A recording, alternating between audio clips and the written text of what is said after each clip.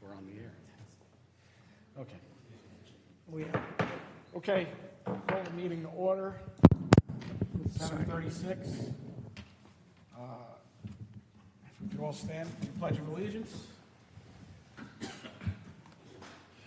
Pledge allegiance to the flag of the United States of America, to the republic for which it stands, one nation under God, indivisible, with liberty and justice for all. Okay, keeping with the Open Public Meetings Act, this meeting has been listed in the Home News Tribune. Janice, can we do roll call? I will, but I have one announcement to make first. So the applicant's court reporter couldn't make it at the last minute, so they are going to rely on the recording that we use here. So Craig asked that we all pay attention and speak clearly into the microphones. Got it? Can do. Okay. Mr. Zangara, Mr. Melanson. Here. Ms. Hutchinson. Here. Ms. Malvone. Here. Mr. Rubenstein. Here. Mr. Vigna. Here. Mr. Brooks. Here. Ms. DeCandia. Here. Mr. Frushine. Mr. Manley. Here. Okay, as a general announcement, no new testimony will be heard after 10 p.m. Everybody should have a copy of the minutes from the previous meeting. If I get a motion to approve. So moved. Second? Second. All in favor, say aye. Aye. Aye. Okay. All right. Adoption, we don't have any resolutions to adopt. We do have an extension request from GRMS Holdings LLC, 389 Old George's Road. You're up. Good evening. Priscilla Triolo from the law firm of Bidiger, Elias, Triolo, and Deal on behalf of GRMS, was the owner of 389 Old George's Road. We received approval from this board a couple years ago, and last year I was here, and we asked for a one-year extension, and it appears that the 1 year was not exactly enough in order to complete the work that we need to do in order to have the plans in a form for the chairman to sign. I had written a letter and asked for a 60-day extension, and I'd like to amend that to 120 days because I received some communications after I wrote the letter that indicates that your engineer and the applicant's engineer may have to speak a little bit more before the plans are submitted for signature. So with that, I'd like a 120-day extension of the approvals. Okay. Does anybody have any issues with that? No, we just, on the record, Pat, we should reflect the fact that Jim has been working with their engineer and the planning board. When we approved it, we did require them to flip the building and the parking lot, so there was some extensive revisions and underground drainage. So I think Jim and I both agree that the request is reasonable. Yes, that is correct. So we've been working with their engineer and we're close. Okay. All right. So we're going to take a vote on the, so if I can get a motion to approve or disapprove an extension of 120 days. So moved. Second. Roll call. Mr. Melanson. Yes. Ms. Hutchinson. Yes. Ms. Malvone. Yes. Mr. Rubenstein. Yes. Mr. Vigna. Yes. Mr. Brooks. Yes. Ms. DeCandia. Yes. Mr. Frushine. Yes. Mr. Manley. Yes. Okay. You've got it. I thank you very much, and I hope you have a wonderful rest of your meeting. Thank you. Thank You too. Okay. Moving on to new applications. Application number 2696, Esch Properties, Block 224, lots 10, 11, 12, 12.01, and 12.02, 2340 and 2440 Route 130, and 2, 8, and 14 Quarry Lane. This is a preliminary and major site plan for 2 warehouse/office flex space buildings. Pat, before we turned over to the applicant's attorney, I think Jason, one of our board members, has an announcement to make. Go ahead, Jason. I have a conflict, represented principals in a prior transaction, so I'm going to just step down, recuse myself from this application. Okay. And I'll take a seat over there and watch the festivities. Oh, yeah, enjoy. Just no heckling. Okay. All right, that business is taken care of, so, Good evening, Mr. Chairman. Good evening. Can I get my application approved as quickly as that Jim, extension? Jim, I don't know. I don't know about that. I just wanted to note for the record that I've been advised that notice and publication are in order. So you can. My name is Jim Stahl, S-T-A-H-L. The firm is Boris Golden and Foley, et cetera, in North Brunswick. We've been in this town about 65 years through my late partner, Jack Boris. For those of you who are new to the board, you are privileged to be with, well, I have to be prejudiced and biased, but one of the finest professional staff that I appear before. The board will talk about that later. No, I'm serious. It's a good place to be, and I thank you for your consideration. We've done our publication, and the issue of the court reporter, I want to apologize more to counsel, but I'm going to get him a transcript. I got a call this afternoon from my regular court reporter who indicated that the person she had scheduled had called in with a viral infection and could not get a replacement on short notice. So I spoke to staff, and we agreed, or they agreed, that we can use the transcript, which is available tomorrow, but I will have the transcript, strike that. Yeah, I will have the audio-video transcribed into a transcript because it's easier for counsel to use than try and listen to a transcript, which I've had to do on occasion, and it doesn't always work out. So let me give you a short introduction, since I never do a summary or a conclusion. I let the board has already listened, but I just want to remind or disclose some things to the board. This particular property has been in the name of the present owner, Mr. Rosenberg, for only about 40-some years. He reminded me that my partner, Jack Boris, did appear for him in 1987 on some application, and he has owned KW Rastel since that time. Approximately a year ago, not saying that Tom is wrong, I think we started to have a conversation with he and staff about the use of the property. And the dream came up, and I just want to resolve. It's not a typical warehouse. We've used the word warehouse / flex space. What it is more akin than almost to a self-storage facility with certain additions or addenda. These units, there'll be 12 of them, are what we call contractor units. So if you have a electrical business, a custom carpentry, plumbing, design, printing, whatever you have, you will take one of these units. It has a door in the rear for entrance for the office, and then it has a roll-up door so that you can keep your, you can do some work in there. No one's going to say, well, you can't. I'm not suggesting that you would. It's not manufacturing. It's not, it may be some fabrication. There will be no noise, no smell. They may fabricate drawers or custom cabinetry or some small plumbing or electrical or something else that we or you don't know right now. We have no tenants.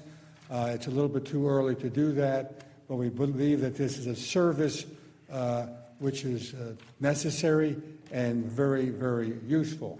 So the facility is on Route 130. It's currently used and will continue to be used by KW Rastel, which is a fuel supply business and has done so for, I say, 40-plus years. The existing, I don't have the lot, maybe 112. It's a lot that's not part of the application per se. That's where the Rastel trucks are stored, let's say parked, and then they go out on a daily basis, deliver their fuel oil, come back, load up, go out again, or maybe they stay in the yard. That is not overflow from the new facility. That is existing. It is not to be used for parking of any other owned vehicles. In other words, we're not going to rent out to Ryder or to any other user. It's only for KW Rastel.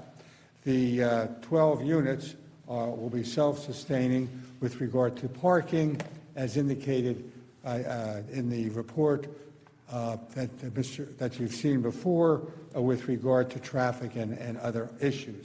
So that is the way it's going to work. As was indicated, we are closing off approximately 4 entranceways on Route 130, and we're going to have one on Route 130, which will service the units. John Ray, REA, will testify as to traffic. He's been here before. I have witnesses, but I'm going to try and move them along. As this board knows, some of the, I don't want to call them older, the more mature members, I don't like to waste time, but I like to put a complete application on. So the services will be, each unit will be serviced by its own air conditioning system, HVAC, its own water, and its own sewer coming out of the building.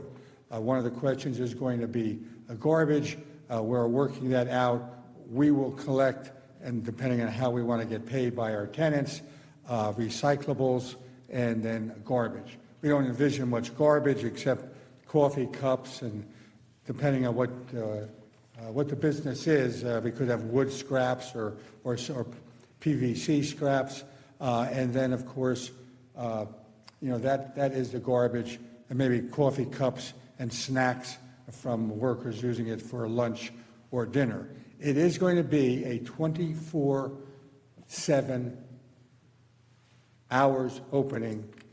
Now, I'll explain that. The existing KW Rastel facility is and has been 24 hours.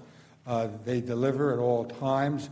They do provide emergency services to our township responders when the trucks or the fire trucks need to be gassed up. So it is 24 hours.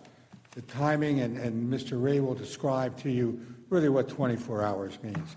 The 24 hours with regard to the actual users of the units, again, we don't envision people coming and going in 24 hours. What we envision is, in my younger days, I would work late or go back after dinner to my office.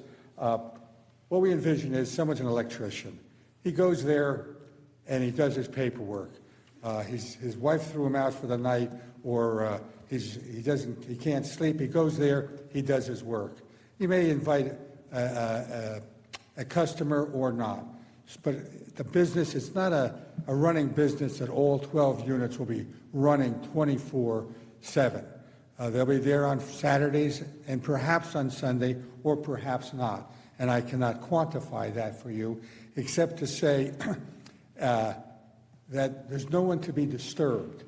KW Rastel, surrounding uses that are not residential, several residences on Rastel property, and my one funny joke tonight, they may keep some of the residents of the Corrections Institute awake, but I doubt it, which is next door off of Quarry Lane. And I think even DPW, depending on the season, may be required to come out late at night or early morning. So that's the picture I wanted to paint for you. As council knows, I have a tendency to lead with regard to my professional witnesses, the way I do it, just so you understand, I don't do a Q&A. I will qualify my witness, and either they're experienced enough and we're a team, and I'll just tell them 3 questions or 2. Tell me what's there now, tell me what we're going to do, and tell me what your response is to Jim's report. I may slip in once in a while and say, oh, did you consider this or something of that nature. With regard to engineering, they'll look at the report. That's what I do. So you're not going to get bored with me saying, going back and forth. I don't do that. The only one I will do that, and I am a little bit leading until council tells me to stop, is, for example, my client, Mr. Rosenberg, who I always assist them. He's smart enough, trust me, to do it on his own, but I try and move the application, and I know what I want to ask, and you'll, of course, have the opportunity to question him. That's all I have for the introduction. We will take a seat over there with Mr. Rosenberg, and then we'll get to work. Pat, if I could just make one comment. Jim, you mentioned 24-hour operation for Rassel, and before us tonight, we have nothing to do with Rassel. There's a subdivision line that's an adjacent property, that's a non-conforming use, they're not expanding that. We have nothing to do with that. We're not voting at all on the Rassel application. Right. Well, I did forget one thing. With regard to the property, now it's going to, I hate the senior moment. As I say, we will be doing the 24/7. Oh, no outside storage. There will be no outside storage of any of the raw materials of the users of the 12 units. I know that's important because there's probably a prohibition that Tom would raise. Now, I'm always honest, and Tom will tell you, I'm up front because I don't want anything to come back and say, Stoll, you didn't tell me the truth. I can't say that on occasion the custom carpenter may not leave some 2x2s or flashings outside of his, but that's not storage. We're not going to allow, the lease will so provide, no storage, no hazardous or environmentally dangerous material. Entry is going to be by a key pad or a fob, and it takes a picture of whoever comes in.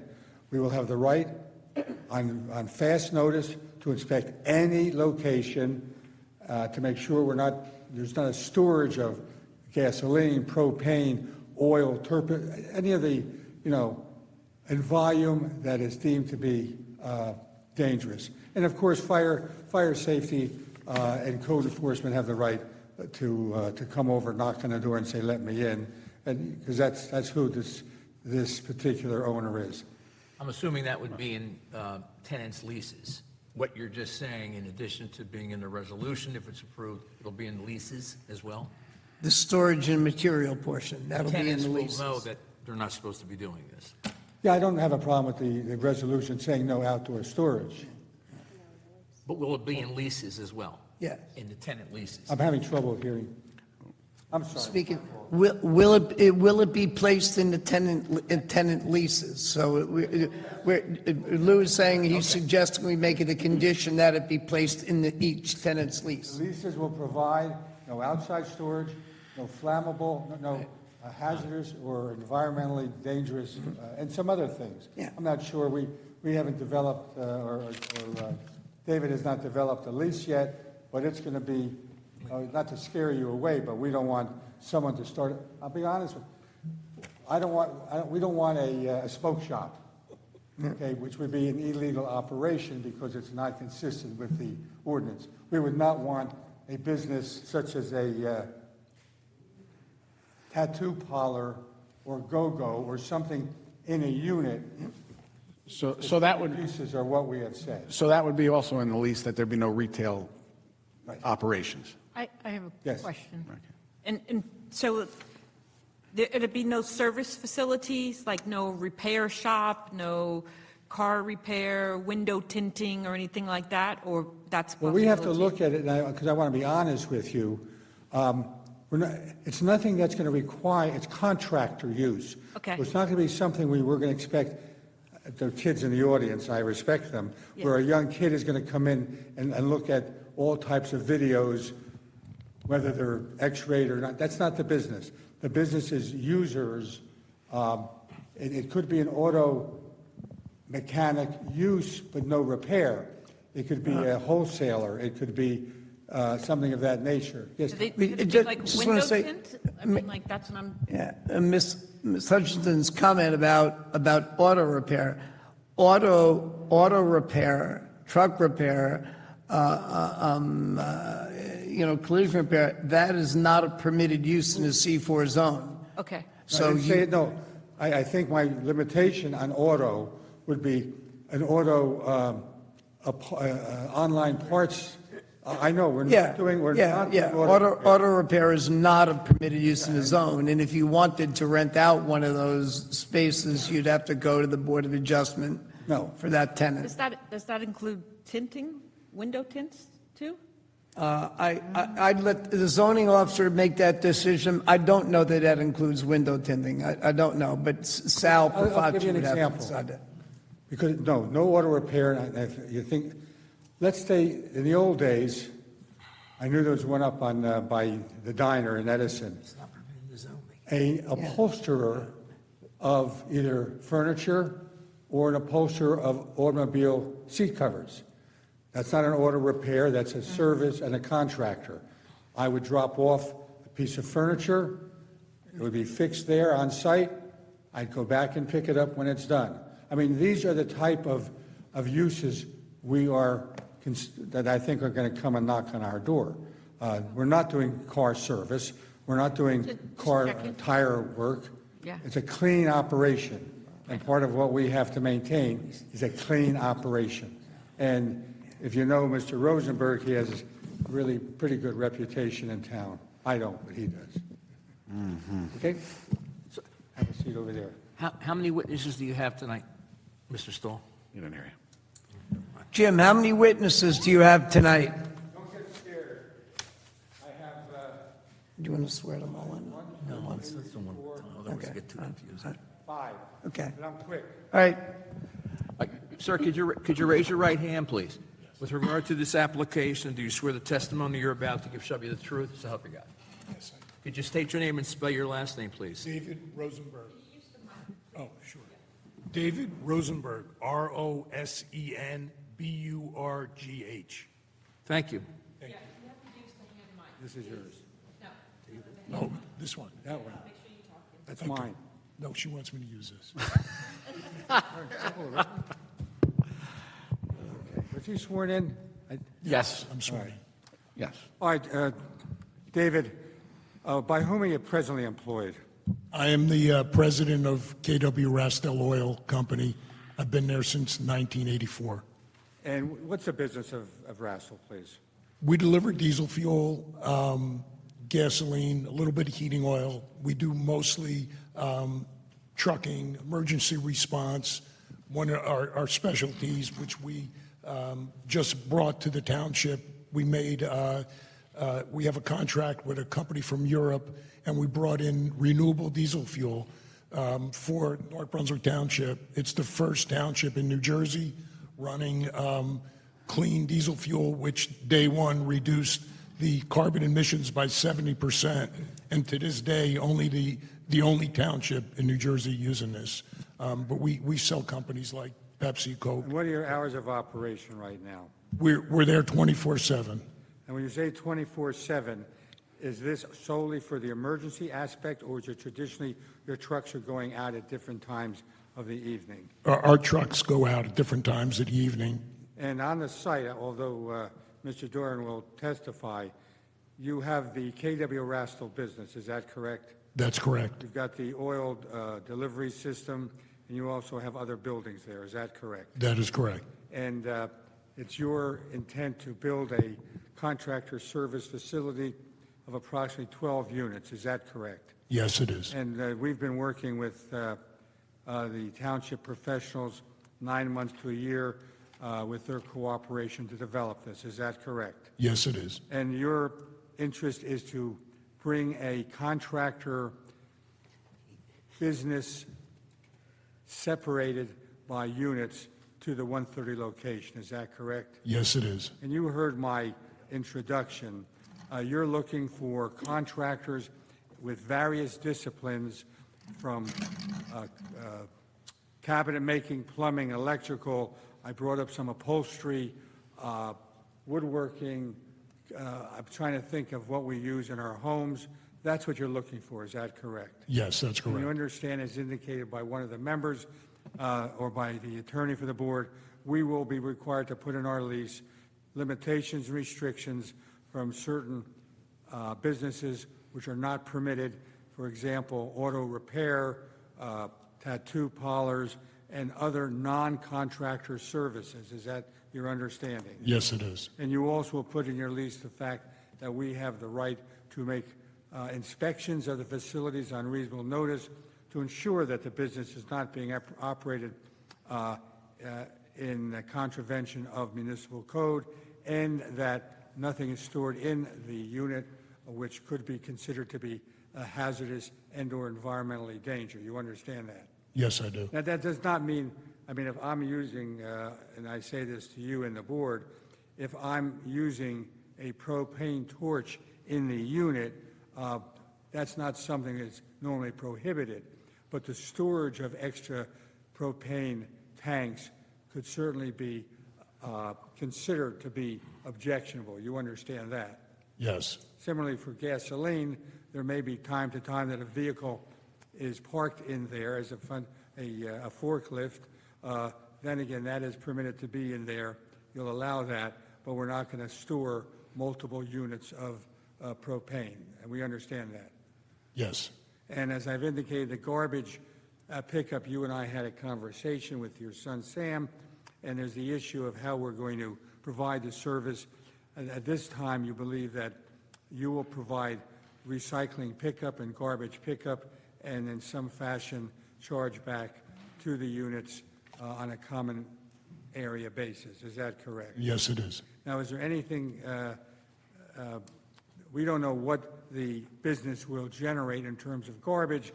I assume there'll be coffee cups, paper plates, debris from either upholstery or carpentry, and those will be garbage, which each unit, of course, will clean up their unit and put it in the garbage receptacle. Is that correct? Yes, it is. And have I described in my, is there anything else you want to relate to the board in connection with the proposed operation? No, I'd just like to say that I've been there since 1984. We run a business that has the reputation of not being the cleanest business. We take a lot of pride in running a very clean, neat operation. Been here since 1984. We actually have the DEP and EPA have used our place to show people the proper way to store fuel where you don't need to keep it underground. We keep all our fuel above ground. It's safe, it's in containment, it's monitored. And we would just like you to know that we plan to do the same type of thing here too, run another clean operation like we did, for over 40 years. Now, the out parcel, I call it the out parcel because I really can't remember. Just a minute, I'll get it here. Jim, speak into the microphone, okay? I'll use this one. The out parcel, which is not included in the development, that's used presently for the storage of Rastal vehicles. Is that correct? Yes. And you understand that the restriction will be continued, assuming we obtain an approval, wherein the only vehicles permitted on that site are Rastal vehicles. That's correct. And we are not going to be permitted to lease it to tractor trailers or any other individual or company, but solely for the use of Rastal, correct? That is correct. That's all I have, Mr. Chairman. Now, when you say, just for my own clarification, the area you're talking about storing Rascal vehicles, is that the proposed lot 8.01 in the back? That is, Excuse me, Mr. Stoll, do you have a map? There should be do any of your professionals have a map of the property?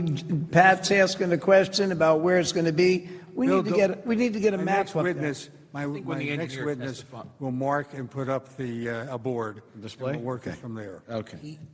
Okay, we'll wait till the board gets up. All right. There'll be an engineer, I believe, testifying. I mean, there's a reason, and while you're here testifying, there's a reason I asked that question is because I'm thinking it's that lot to the rear off Quarry Lane that I've seen over the years, non-Rascal vehicles parked there, like they seem to be stored. I don't recall what they were. I think they might have been from a car dealer or something like that things had been stored there before that were not Rascal vehicles. Not from me. That was before me. That was before. There was someone who was storing cars, but that was before me. Right now, When you say before me, what do you mean? there was someone that had a lease You mean- before I owned it, Before 1984, you mean? No, I did not own the property. Oh, okay, you didn't own that property, but, okay. And there's vehicles there now that PSE&G is renting some space from us. They have some trucks and telephone poles, which is temporary. It's a year lease. Okay, but should this application go through, those, They're like, gone. that won't happen? No. Okay. I just want to clarify something. The application tonight, and we appreciate the background on Rastal Oil and everything, but the application tonight, we're not granting any approvals or anything to Rastal Oil. Rastal Oil is a non-conforming, pre-existing use that's been there, and our purview tonight is not over the Rastal application. Some of the land that had been used for the Rastal oil trucking vehicles is now becoming part of this new application, but we're not granting Rastal anything, the right to do anything. Agreed, except, and I always have an except, the subdivision, which is, we're looking for, to cut off the re-subdivision and the subdivision of anything for the parking may, in fact, and I'll clear that up with Bill Doran when he gets on, may partially be Rastal, but no use, nothing. That's just a subdivision. And I'll clear that up with the next witness. All right, that just confused me more, and there's not a map in front of me, so I'm not going to ask a follow-up question on that, so. I think we need the map. We'll just move on. All right. I brought Mr. Rosenberg on for the purpose of operations. Right. I almost wasn't going to put him on, but, he wanted to explain. Right, but for the record, as Tom said, you're not here as a representative of Rastal Oil, you're here as a representative of ESH, I don't know. Yes, That's correct. that's correct. All right, okay. Yeah, excuse me, so David, your position with ESH is what? I'm the owner. You're the owner of ESH, right? So you're the president of KW Rastal, but you are the owner of ESH. That's correct. Okay, right. Okay, if you're All right, ready, Bill. we'll move on.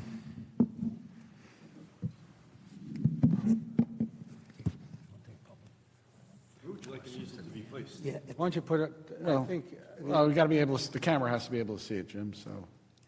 The map has to be down there so it can be picked up from the cameras over here.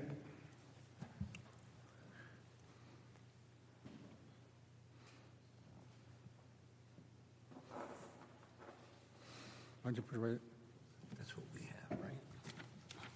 We have that. Yeah, yeah.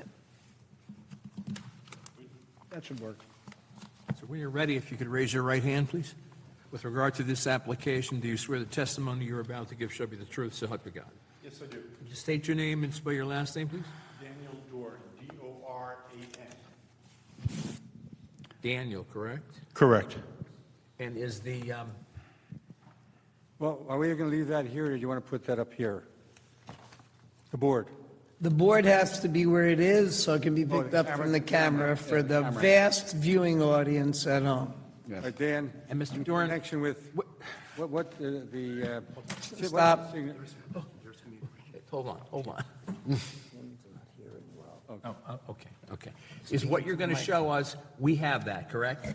Yes, it is. I have two exhibits. They're both highlighted versions. The first one is the survey, which shows the existing conditions on the site. Right. And then the second exhibit will be the site plan, which was also submitted with the application. Okay. I have also made smaller copies so that you have it in front of you as I refer to the drawing, if that's okay, if I could pass them out. That's fine. Okay. Mr. Stahl, can we go through the qualifications before? Qualifications? Yeah, we're going to get there as soon as we're. Okay.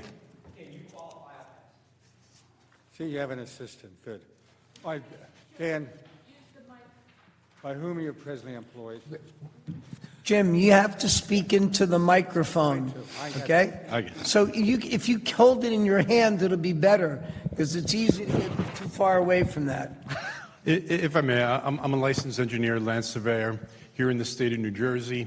I've been a member of the firm of William Dorn and Sons for over 35 years. I've previously testified in front of this board and boards similar to yours throughout the state. Is your license in full force and effect as we speak? Yes, And you've appeared before this board? correct. And you've been qualified as a professional engineer? Yes. Agent. Okay, we'll accept. Yes. Thank you. Thank you. Let me just... You have two boards, is that correct? Excuse me? You have two boards? Yes, 2 exhibits. And Mr. Takina has been kind enough to pass out replicas of both boards, is that correct? Yes, yes. And the board that you're going to look at first, what is the title block? It's the existing conditions. I marked it Exhibit A1 with today's date.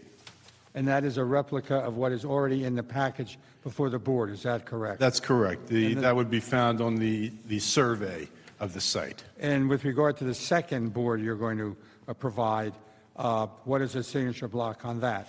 That is Exhibit A2, and it's a highlighted version of the site plan.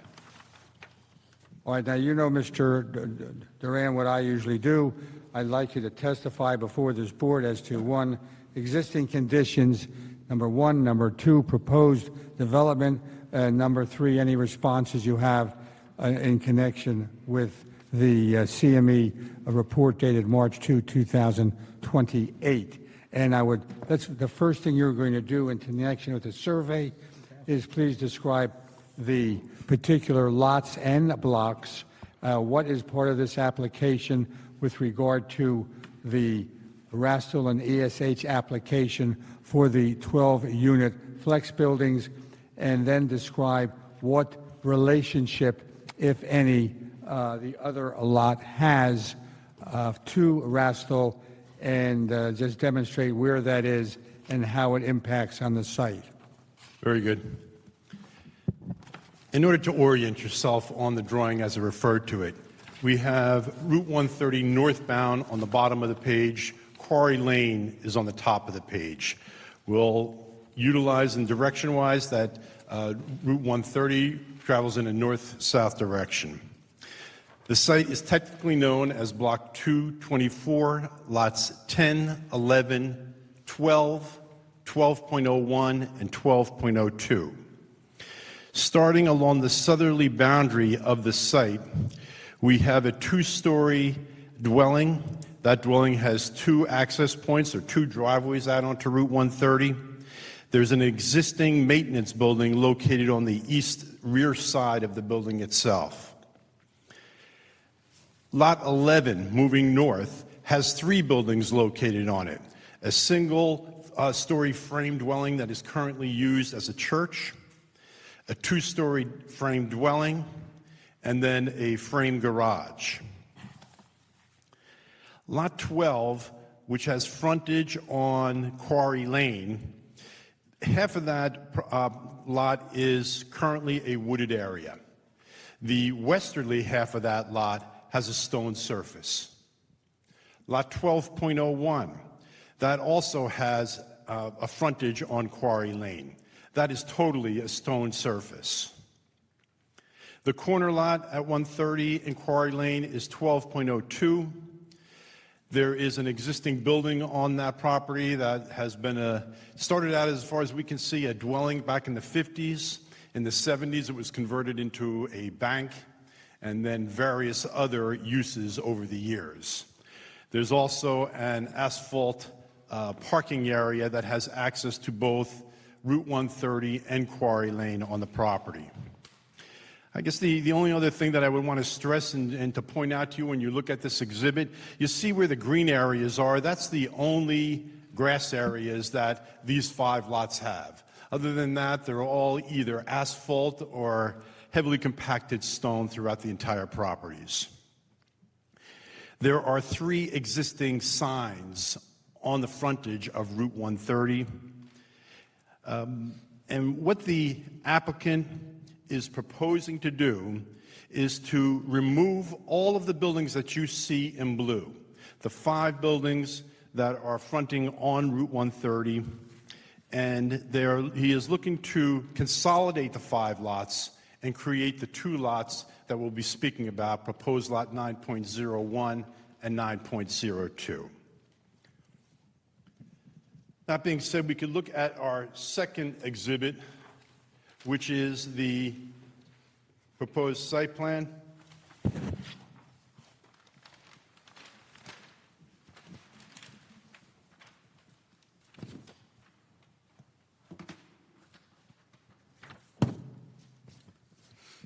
The first thing that I'd like to point out to you is the minor subdivision line.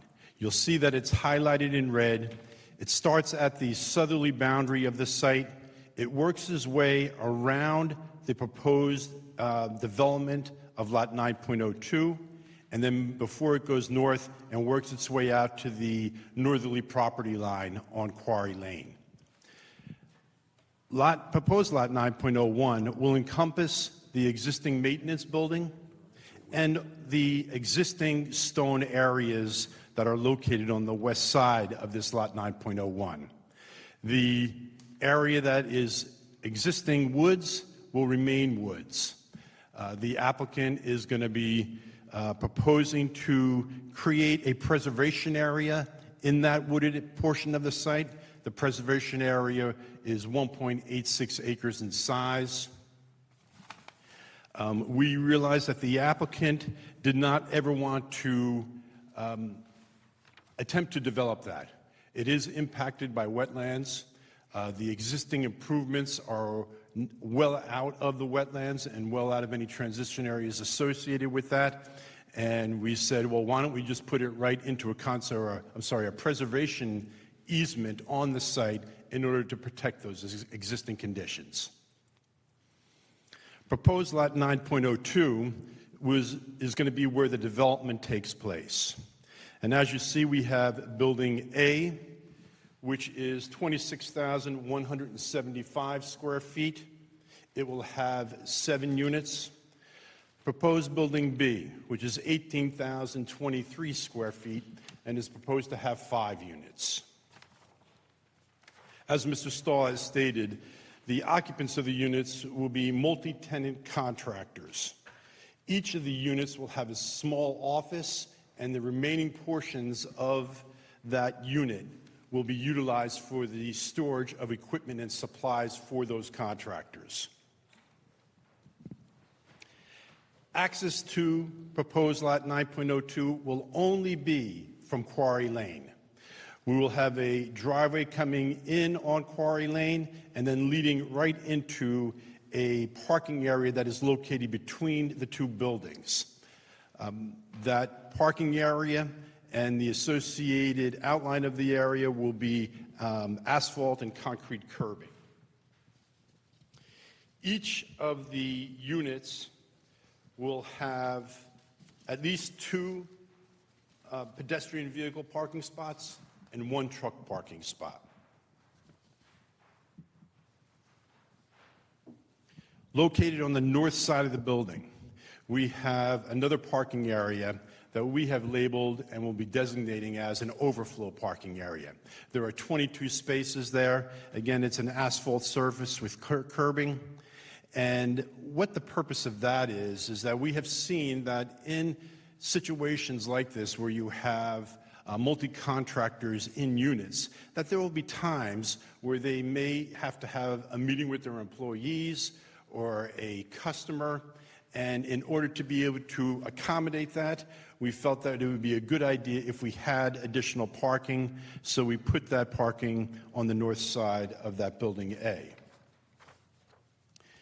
Now, we will need a variance for the distance of the driveway leading off of our main driveway to Quarry Lane. As was stated earlier, the ordinance states that when you have a driveway in this zone and then you have another driveway coming off into your parking area, that length needs to be 100 feet, and we do not have that. But I don't believe that we should be considering this in the same light as you would if you were going into another use, which is somewhat similar to like a Walmart, where you're in a driveway and your driveway leading into your parking area is to an expanse of parking spots. This is only 22 spaces that will be for people that we like to think will for the most part, be vacant. And anybody coming into that area will easily be able to make that entrance into that parking area off of Quarry Lane. And when they go to exit, the intersection of those two driveways will be controlled by a stop sign. And it'll give plenty of people easily sight distances in order to be able to see anybody leaving the site or entering the site. Based on the amount of square footage of office space and storage areas that we have in both of the buildings, we are required to supply 30 parking spots. The applicant is proposing 60. The largest vehicle that will enter this site is a one-piece 30-foot truck. As was stressed by Mr. Stahl, there will be no outside storage of equipment or supplies. In the northeast corner of the parking area, we are proposing a trash enclosure. That enclosure will be 15 by 15. We will enclose the enclosure with a 6-foot-high masonry wall that will match the facade of the buildings. The enclosure itself will accommodate both domestic and recyclable waste. It'll be the responsibility of the owner to remove that waste as required. The site is ADA compliant, and we have 2 EV spaces in our overflow parking area. And we will install the EV spaces as opposed to making them ready spaces.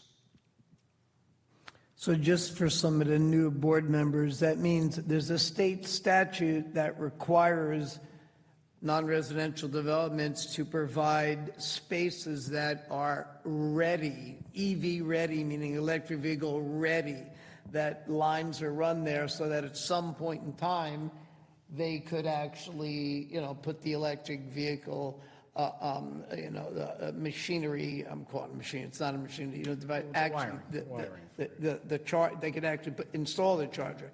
So they're required by state statute to make it EV ready, but Jim Watson has requested that they actually install the charging stations, and they've agreed to do that, correct? I agree, yes. Yes. Okay. How many? Two spaces will be EV charging spaces. Access to the site will be 365 days a year, 24 hours a day. And what the owner is anticipating is that there will be contractors occupying these units who supply emergency services. So if I have a plumbing emergency to take care of and I need to get equipment or supplies out of my unit, I want the ability to do that. And that is the reason why we are asking this to be a 24-hour, 365-day-a-year facility.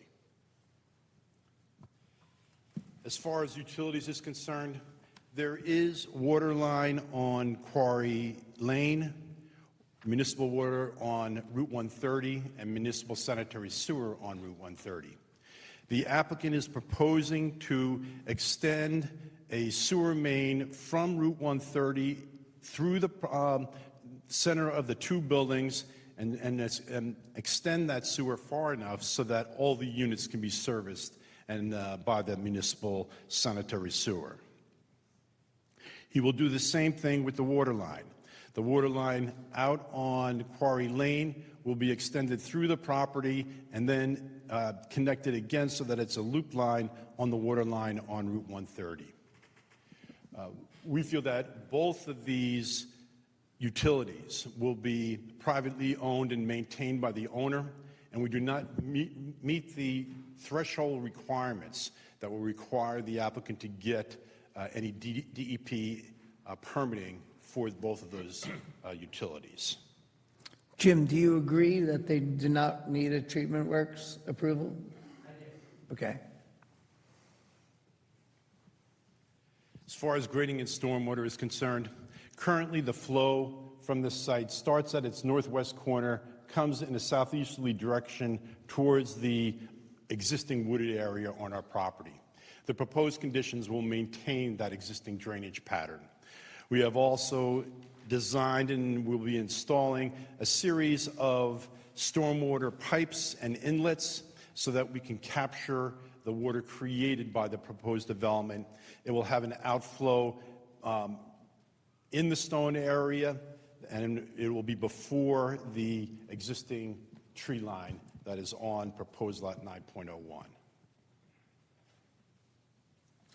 The outfall is onto the stone area, or the outfall is into the preservation area?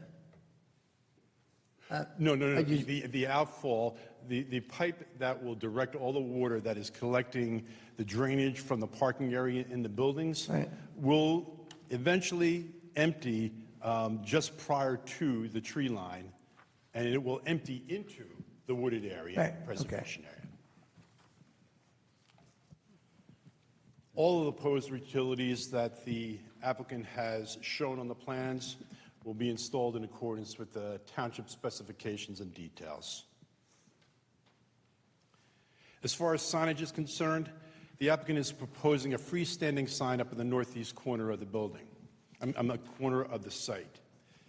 The sign itself will be 20 feet from the right-of-way line on Route 130. The bottom of the sign will be elevated 4 feet above ground surface. The sign itself will be 5 feet high, 8 feet wide. The top 3 feet will have the name of the proposed development on it. There will be ground spotlights in order to illuminate that sign. And the bottom 2 feet, the applicant is proposing a digital sign. Any message that is shown on that digital board will have a minimum time of being stagnant of 3 minutes. The digital sign will be operational from 5 a.m. to 11 p.m. every day. The applicant is proposing to install a 6-foot-high chain link fence along the northerly border of the existing stone area. That chain link fence will have a black privacy fabric attached to it just to help prevent any visual impact into that stone area. I should point out that the owner, over the years, people have, I'll say, abused that wooded area. Before this area was protected, people would be driving in and dumping just about anything and everything into that wooded area. And the owner has painstakingly and spent a lot of time, energy, and money in clearing all that debris out of that wooded area. So he wants to close off and prevent that from continuing to happen.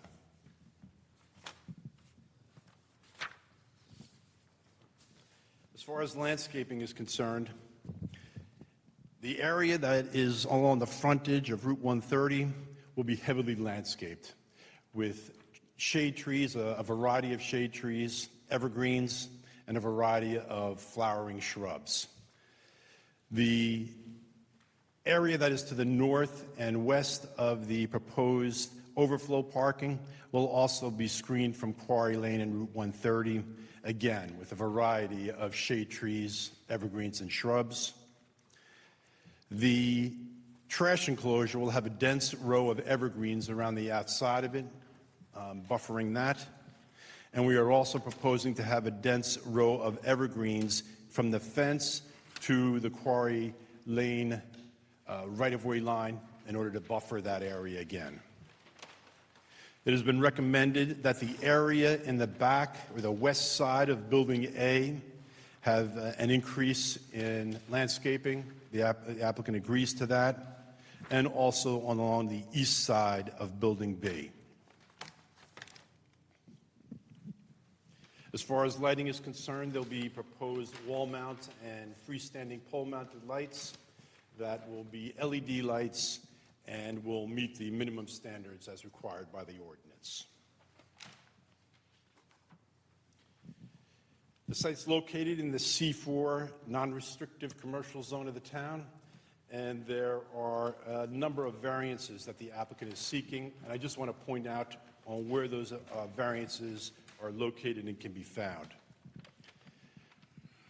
Building A to the right-of-way line on Route 130 is required to be 75 feet.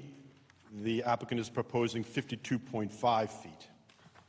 From the southerly boundary, the southwest corner of Building A is 40.9 feet. Building B, Where is that dimension? Where's, this corner, the southwest corner of Building A, in relationship to the southerly boundary line, is 40.9 feet. Building B is 20.2 feet from the northerly boundary line of Quarry Lane. The existing maintenance building that has one of its corners is 8.5 feet to the southerly boundary line. Could you just do me a favor? Can you go back, starting with the first, the Building A, and you quoted the proposed distance. What is the required distance when you? Okay. In this zone, every building is required to be 75 feet from the perimeter of the site. Okay? So that's the standard that we were asked to maintain. And as I said, Building A is 52.5 feet from the Route 130 right-of-way line, 40.9 feet from the southerly boundary. Building B is 20.2 feet from the northerly boundary line of the site, and then the existing building is 8.5 feet from the southerly boundary.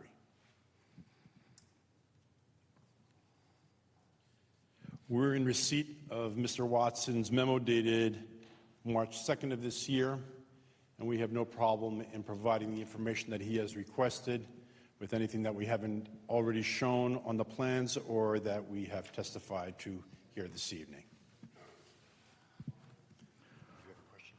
Subdivision. Well, Dan, if you look at the subdivision plan, the survey, what properties are involved in the subdivision with the end subdivision? All 5 lots are involved in it. We will be consolidating those 5 lots, lots 10, 11, 12, 12.01, and 12.02, and then creating 2 new lots from there, a minor subdivision creating proposed lot 9.01 and 9.02. Now, 9.02 includes the 2 buildings, parking and accessory uses. Is that correct? Yes. Now, proposed lot 9.01, what is that comprised of? What lots or portion of lots? That has portions of lot 10, 12, 1201. Now, those lots that you have just described, who owns those lots? ESH. And who owns the existing 9.01 proposed? Is that ESH? Yes, it is. So some of the property which is being taken from the ESH property belongs to ESH, obviously. Is that correct? Yes. So there is impact. We're changing the configuration of the proposed lot 901 and 902, correct? That's correct, yes. They are 2 new lots. 901 and 902 are proposed lots. They are newly created lots through this minor subdivision. But they don't affect the operation of K. Rastel, is that correct? That's correct. But in truth, if be told, they affect the overall property owned by ESH, correct? what does that mean? It means that they're taking, I want to clear up any misunderstanding. As Dan, the whole site is owned by ESH, is that correct? Yes. Some of the property that we are taking from the lots that you have described, were they part of the Rastel usage? Tom Vigna asked, is there any involvement of Rastel, strike that, in the ESH in the overall development? the answer is that the property being used for Rasto trucks has nothing to do with the proposed development. Is that correct? Yes. All right, that's the answer. So that property with the 61 vehicles to be parked in, that's Rasto property, as is the remaining Rasto property, correct? Yes. All right. And there's no reason that Rasto had to be a party to this application.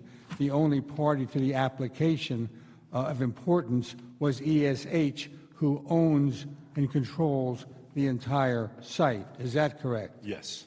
Thank you. Mr. Stoll, you're going to have another expert testify about that relationship, I believe, right? Yeah. The guy waving his hand. Well, Mr. Tequina will. I know he gets very excited. Yeah. I met him years ago in the Howdy Doody show. No, I'm serious. I got you there. All right. Okay. Any questions for Yeah, Mr. Stoll? I have, can I just? Yeah, no, go. It might be the same question, I don't know. He's not going anyplace. Jim, can you explain to me how this drainage, this stormwater drainage is proposed to work on this site? So they are installing inlets throughout the 9.02 lot that then gets collected.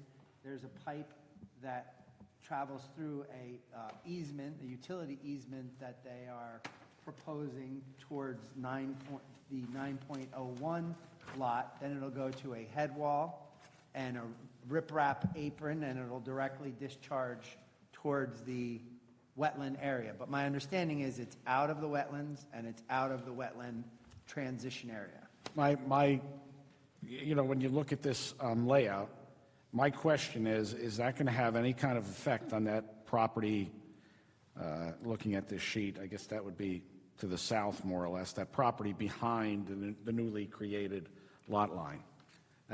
You see where the trees end and you have another property back there? I mean, you're discharging all that water. Is that going to have any effect on that property? If I may just help you there with just one thing, and not to interrupt.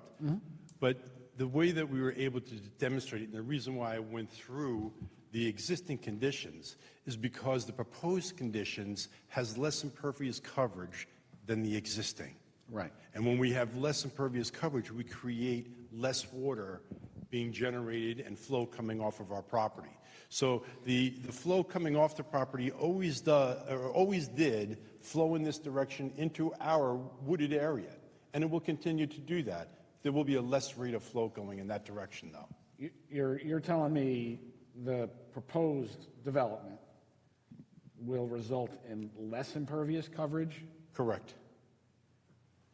And correct me if I'm wrong, Mr. Dunn, but that's why you showed us two maps, because on the first map, the green area is the area that's pervious, and then on the proposed map is the area that's going to be pervious, and you're telling us that there's more pervious surface on the proposed That's correct. map than there's in the existing situation, Pat. You don't think about it, but so much of it, some of it's paved, some of it's hard stone. Well, stone is Yeah, pervious, so yeah. I don't know. Well, it depends. Mr. Melanson, just to, talk about that a little more, one of our comments is really asking for calculations of these different areas, for them to prove out to us That- what exactly is impervious, what's pervious, so we can look at existing versus proposed and, Yeah, that's kind of my question. Yeah, because we think Yeah. we're in agreement, Yeah. but some of our comments are, show us the data, the area. Because my thought process is, if the existing condition has more pervious, then that stormwater that exists there today is obviously going to be spread out and absorbed over those stone areas before it even gets to the treed area, as opposed to when you collect it now in a pipe and you send it out in, one large amount into that wooded area. I think, So I guess what I'm getting at is what you're saying. Yes. We need numbers to prove that there is now going to be less impervious. Yes. Than, yeah, okay. So you're going to provide. Yes, we have no problem with that. Okay, okay. And Jim, you said you believe, you think that they can probably show that, but they need to put it on paper. Right. Okay. Okay, that's, what, did you have a question, or that was? Yeah, no, I did have a question. Can you just describe, Mr. Darn, looking at the map, the proposed map, you talked about all the parking spaces they were. Can you just show us on that color-coded map, in front of the buildings, there's like light beige colored areas, and there's gold areas, and there's grayish areas. What's what in this second colored map that Mr. Tagini gave? Where are the parking spaces in front, and where are the truck parking, and what is that in between the buildings? You'll be referring to A-2. Yes. Correct. Go ahead. The gray areas are asphalt, and they will be providing the pedestrian parking. The white areas are the truck parking spots for each of the units. They will be concrete material. And then the tan hatched areas, that's areas that we don't want anybody parking in. When you have contractors loading their trucks and getting in and out of their unit, we wanted to give them that area there to be able to maneuver on each side of their truck to be able to get their supplies out of the building. So the tan areas are, I'll call them dead spaces. Okay, so when you said, I think you said that the ordinance requires 30 spaces, but you have 60. When I counted up just quickly the gray spaces, I didn't come to 60 spaces. Now, you probably came to 49, and then we have 1, 2, 3, 4, 5, 6, 7, 8, 9, 10, 11 truck spaces. You count the truck spaces. Count the truck spaces okay. as a portion of our parking spots. Okay, because- so the beige truck spaces are also some of the parking spaces. That's correct. That's how we get to our 60. Okay. I think I'd just one other question, and maybe this question should have been for Mr. Rosenberg or for your planner, but Mary might have mentioned something about early on, no retail or whatever, but the zone does permit retail. So your application tonight for these flex spaces, are you stating on the record that there will be no retail? Or are you saying, well, we have enough parking spaces, or are you stating on the record tonight that there will be no retail? Because retail is a permitted use, but if you had trouble leasing one of them, are you restricting it? Are we prohibiting, or are we approving this tonight if we do subject to no retail?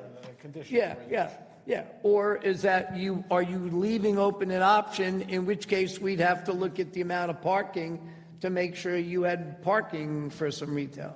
And Mr. Vigna, I think one way that we could look at that and answer your question, anybody who comes into any of these units, and the applicant will have to go through a tenancy review prior to that applicant occupying that unit. So there'll be a lot of things that will be brought to the attention of the zoning official, and it will be determined whether or not it meets the requirements of a permitted use in the zone, and can the site accommodate it due to parking and the type of storage that would be there.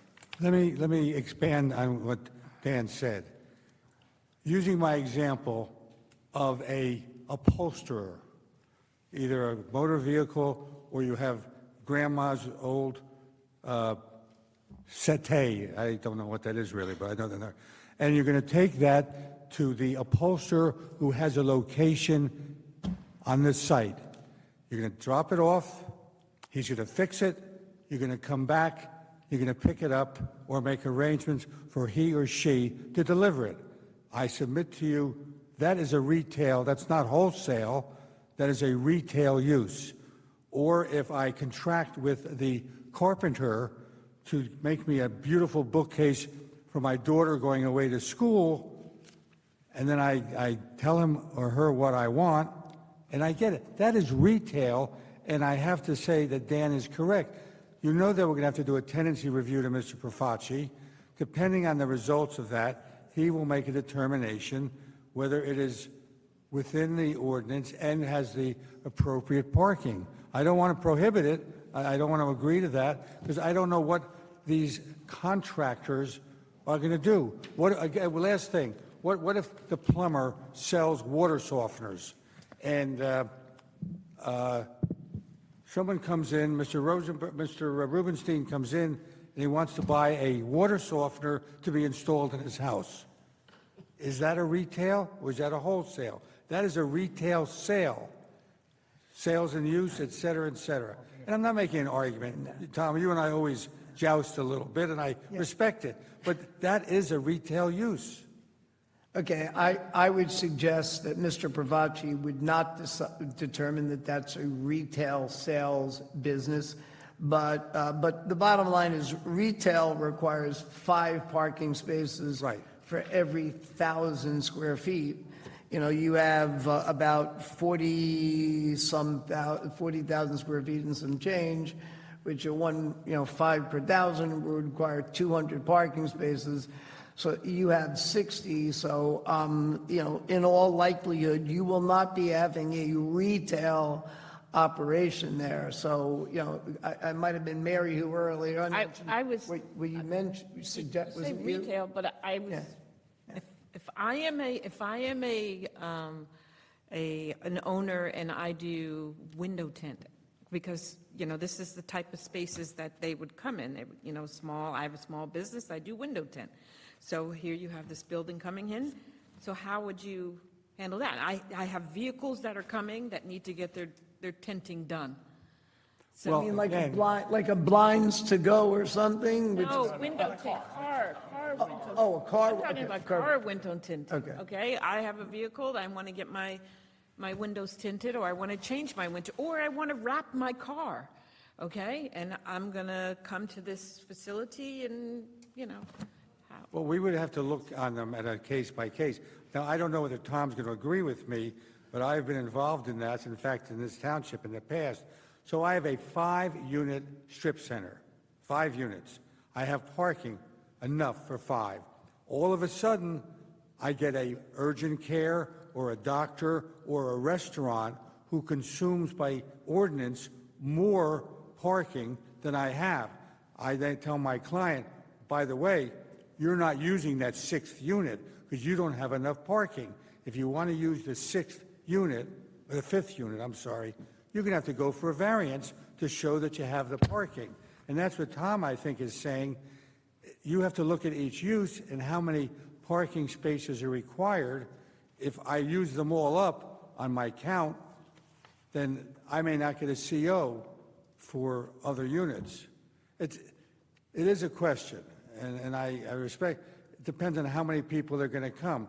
It's not you may not want to use that for retail purposes because you don't have that much space. You have an office and you have a workshop. So it's not as if you have a large area so you can have storage, sales, office. All right, just one last clarification on that.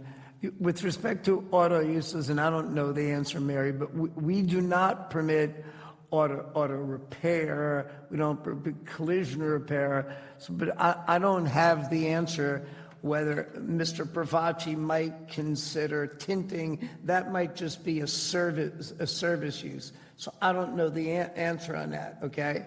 But I do know that retail requires much more intensive parking, and there are some areas in town where there's retail and office, and they require, retail requires a little more.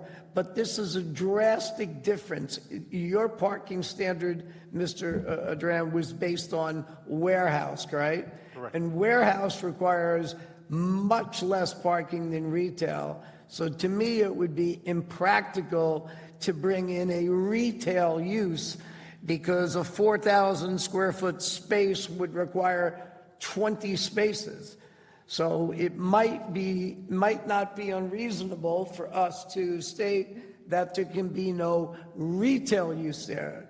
Again, no retail business, a business that's But we're functioning. not going to shop the retail use. It's really going to be, as we've indicated, a contractor function. But if someone comes in, as I said, buys something.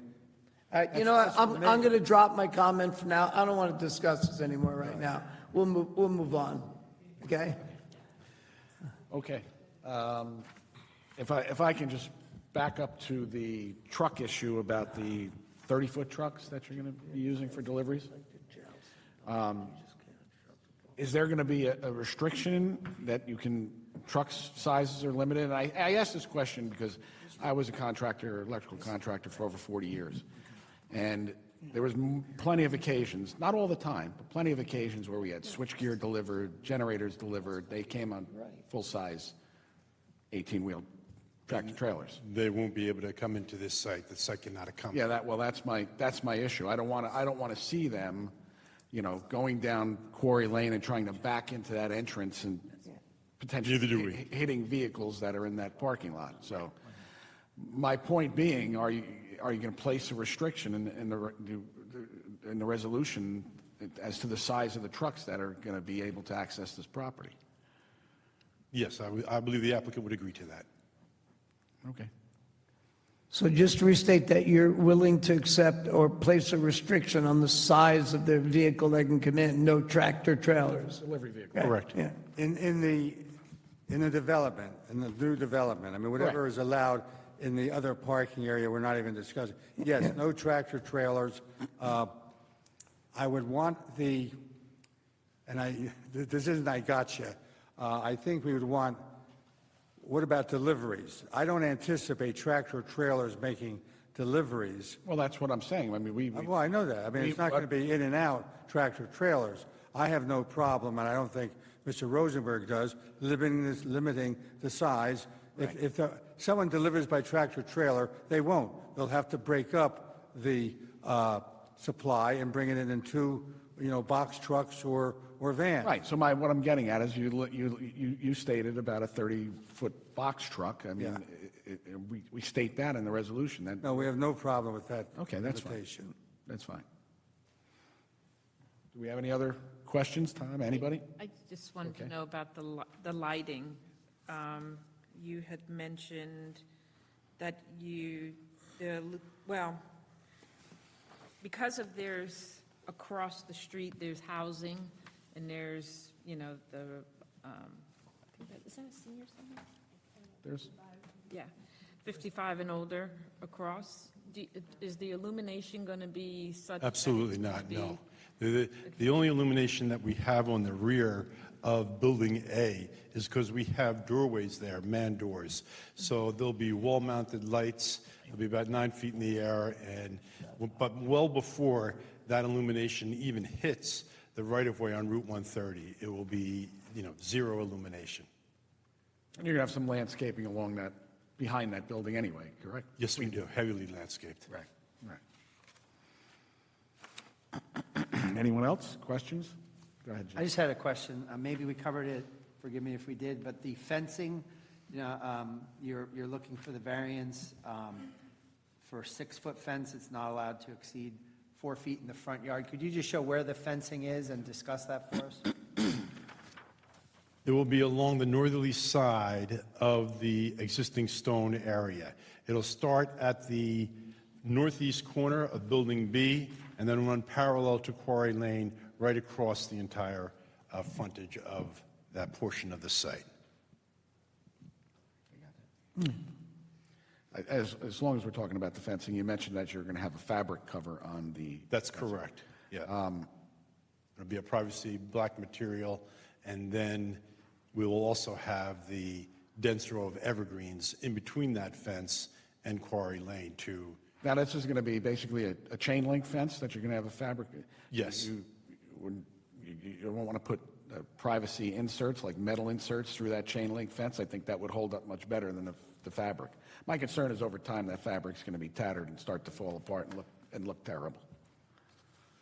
I mean, I think metal inserts in there is just more durable. It'll hold up. Applicant will agree to that. Okay, that's fine.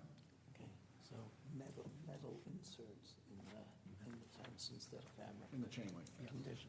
Metal, yeah. Metal inserts, yeah. Okay, anyone else have questions? Tom, you good? Okay. we're ready Thank you. for- Bill? I thought you said this was going to be quick. Oh, we're going to pick up the pace. We are going to pick up the pace. Raise your right hand and be sworn, sir. With regard to this application, do you swear the testimony you're about to give shall be the truth? To help you out. Yes. Could you state your name and spell your last name, please? William Doran, D-O-R-A-N, Thank you. registered architect in the state of New Jersey with a current license since 1987. I've been an expert witness in front of this board and many others throughout the state. And your license in full force and effect? Yes. Thank you. We'll Has to accept be them. qualified. We'll accept them. Thank you. Bill, you were engaged by the applicant to provide architectural services and renderings of the proposed building. Is that correct? That's correct. Now, how many boards do you have? One. One. And that's going to be A3? Yes. And what is the signature block? Excuse me? The block of A3. It's a rendering. There is no signature block. All right, so it's in a render, it's in my back, so I don't, all right, so it's a rendering prepared by your office, is that correct? Yes.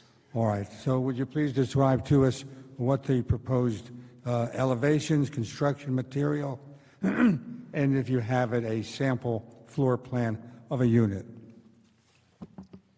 Well, as been testified, we have two buildings here. One is 26,000 square feet. The other is 18,000 square feet.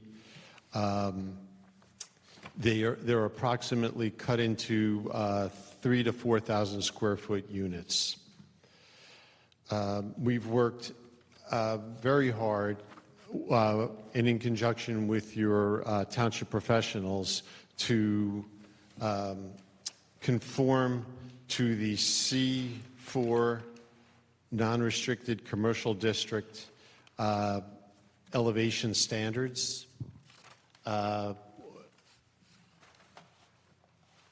Which include a enhanced entry area, which you see on either side of that building there in the rendering.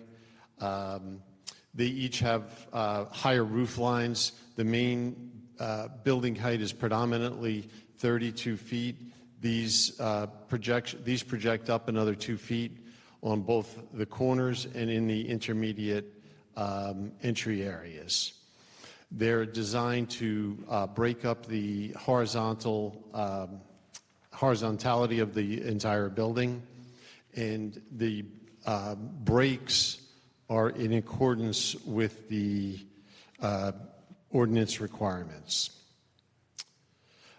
We've designed that elevation with glass on both the first and second floors.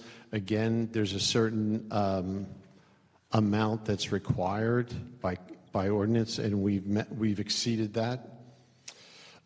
We have flat roof canopies above the entrance areas and some of the spandrel glass areas. You can see those here with those light blue lines across the front of the building. Again, there's a minimum requirement, and we've exceeded that requirement for the length of the canopies. Can you just point out where the canopies are? We don't have architectural plans in our packet. Where are the canopies? Could you just point out? And this is the frontage, just want to point out to everybody, this is the frontage along Route 130, even though the businesses are going to be accessed from the driveway. So I just want you to realize this is above and beyond. Our ordinance requires these architectural standards on any side of the building that fronts a highway. So this is not the typical rear of a building, It's a little unusual in that respect. you- It looks you- like the front of the building, Yeah, which it is, yeah, it's the front on Route yeah, 130, yeah. but it's actually the back of the building Yeah, for everybody yeah. that's using it. So you'll never see the back of a building along a highway that looks like this. This is really upgraded. Can you show where those are? So the canopies are these light blue lines. I know it's a little hard to see in these enhanced entry elements. You can see them here all the way across the building. Those be a flat roof canopy with cable supports back to the building. Right. And just one other thing you mentioned, just for the board's edification, you mentioned spandrel glass. These standards we designed for the Main Street TOD to have a Main Street type of look. So there's requirements for a certain percentage of glass, from ground level to 10 feet above the building. You have to have a certain percentage of glass, like a Main Street, like a downtown Metuchen look or something now that we've got here. So when you mention spandrel glass, there's glass you can see going way up on the ends. Spandrel glass looks like glass, but you can't see through it, correct? That's correct. Yeah. So it looks like, as you're driving past, that we've got a bunch of glass windows there, but they could have racks. We're not limiting their use as a warehouse. They could have metal racks going all the way up towards the roof on the inside. So it's not limiting the use of the building, even though we're getting that really nice glass look on the outside. That's correct.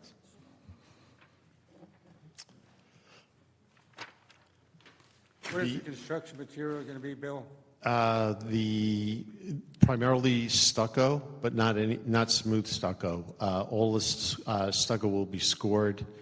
All the paint colors will conform. The ordinance has various paint colors, and all the colors that we're using will conform to those requirements.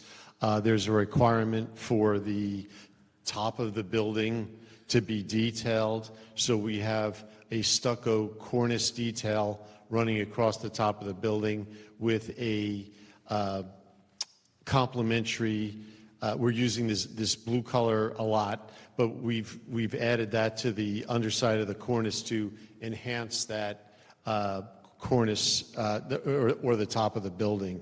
Same is true at the bottom of the building. The ordinance requires 4 foot of material at the base, and I know it's very hard to see on this rendering. It's a lighter color, but there'll be a 4 foot base of stone there, again, meeting the requirements of the ordinance. Again, if I could just jump in, I appreciate this because most of the board members here, Pat might be the only board member who was here, or Pat and Howie, when we approved certain areas of the transit village, there's going to be a stone base, a 4 foot stone base along this, and at least a minimum 2 foot cornice along the top. As you're driving along a warehouse development in North Brunswick, as you've come up into North Brunswick, so. Good job. And Bill, each unit will have its own HVAC system, water service, and sanitary service. Is that correct? Yes. And I don't have to ask anything else about the design. Mr. Vigna apparently agrees that you've gone far above and beyond, which is the way we feel. There is one other thing that we should just put on the record is that the ordinance also requires some relief on the building, so that it's not all flat Yes. all the way across. So one of them is to have a 7.5 foot projection, which also affects our front yard setback there off of Route 130. So we have a 7.5 foot projection on both ends of the building, which affects that front yard setback. And then periodically, at certain distances, I can get it for you, but we do meet the ordinance on those distances as well. We need to break up that elevation further, which we have. Yeah, and again, this one affects one of their variances, so I need to point this out. The applicant, when they were initially coming in and trying to determine how far to set back the building, they were initially looking to go closer. We said, no, you got to go back more in conformance with what the setbacks are on the highway, and I think their planner will be testifying to that. But Then we had, so they got to a point, but then the ordinance requires, you can't see it from that map really, but it's a plane projector, so it can't be a flat building. The building can't go straight without bumping out. So they had to bump out after a certain distance, 7.5 feet, so it doesn't have that long, flat look like you've seen other big box buildings have. So that area in blue on the end comes out 7.5 feet. So they initially were looking at a 60-foot variance, and then to meet the requirements of our architectural standards, rather than asking for a variance on the architectural standards, they reduced their setback by 7.5 feet, which professional staff suggested was the better way to go, that the architectural appeal would be greater than, we'll lose the 7 feet on those two ends to get the bump out and the better architectural feel. And the applicant's architect was tremendous. We worked for months on this, right? That's correct. Unusual standards. Yes, very unusual. But look what you have. It's going to look great Yeah. if we approve it. I have a question. Can I speak? Sure, absolutely. Okay, one thing, for the AC units, where your The mechanical, where condensers is, will be up on the roof. They'll be hidden up there. You won't be able to see them from the street. okay, and as far as the noise and stuff, it shouldn't be, No, it'll Nothing be up. shouldn't The be in- road you'll have a lot more road noise than from those. They'll be pretty quiet. okay. And then the other thing, since this is the back of the building, I do see that there are doors, I'm assuming exit doors or emergency exit doors Yes. that are there. Yes. Is there any walkway, path, any base, sidewalk, anything for when if there is an emergency, they have to exit out of there?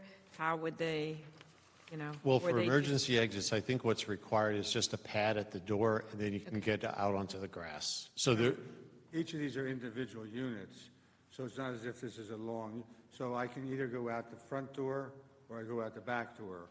But And if they- it's an but emergency. in emergency, once you Yeah, get if out it's that emergency, door, it's in the you're front, on the You got to go grass. out the back. So I'm just curious, if they go out the back, how do they, maneuver, get out of the back and then get to a safe area? Do they just walk on the grass? Yes, yes. Okay. I mean, I don't think, correct me if I'm wrong, but I don't think that's going to be a normal use, that door. It's just It will really, not. really for emergency purposes. Yes, hopefully Right, never. right. Okay. Okay. Anybody else on the board have any questions? I just have- Sure, go ahead. In terms of them, that exit and walking on the grass, I'm assuming, I don't know if this is the right expert or not, as far as drainage and stuff, is there any drains or anything there so that, because if the grass gets saturated or if it's raining and there's something, just I curious. just realized you're walking in heels. That's on wet grass, which I didn't anticipate. It could be snowing and then No, you're no. gonna Well, listen, exit out of here, and then how do they get from, So I Safe place think, from just there like in to- every other facility in the township, and every township, Okay. we're required to do a certain amount, right? I think we have a pad outside the door. We are not required to put a walkway out there. Okay. But the building owner is required to maintain that, yes. And so last week, we had a foot and a half of snow. That needs to be maintained somehow. but that's yeah. only clearing the pad, though, I mean. No, I don't think it would be. No, I think, listen, if you used that door 2 weeks ago in an emergency, you'd be walking through snow. Yeah. Yeah, that's what would happen. The front side, The front side, yeah, I get. And the I front realize side. you I'm might just not be able to go concerned that about the way. back side and that, yeah. if there's any emergency, how do they maneuver to get from there, to a safe I think spot? And you got like 2 foot of snow and, do they just It's stand very- there on that little pad and wait? very similar to all the rest of the buildings in the township. All right, just curious. Okay, anyone else? Okay, let's move on. you. Thank you. John Ray.